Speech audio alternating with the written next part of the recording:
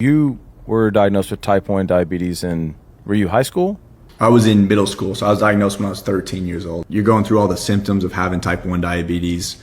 And for those that don't know, it's, you're drinking tons and tons of water. There was moments where I was going up to the fridge and drinking almost a gallon of water just because you're that thirsty. And it's just an unquenchable thirst that you just constantly have. From that, you're always going to the bathroom, always tired. And I actually ended up losing 30 pounds at the same time as a 13-year-old. And I didn't have 30 pounds to lose. I was light.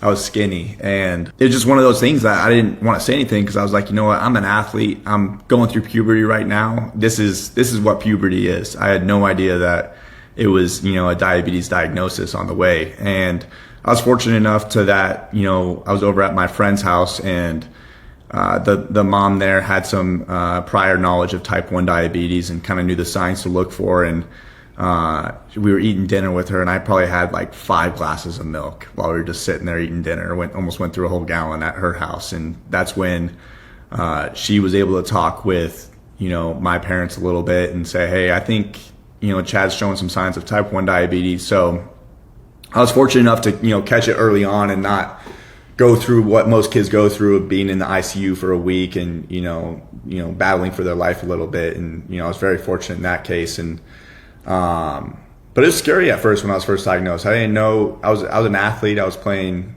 all these different things. I was playing football, basketball, baseball at the time. And, I thought, this type 1 diabetes, I'm not going to be able to, play, these sports anymore, be active like that, like I was. And, you quickly learn that's not the case. And my first little search on Google was NFL players with type 1 diabetes. And I was a big fan of the Broncos at the time, and Jay Cutler's name came up. That's when I learned, okay, if he's able to do it, then I'm going to be able to do it. And I've kind of held that same mindset and, taken it to each level.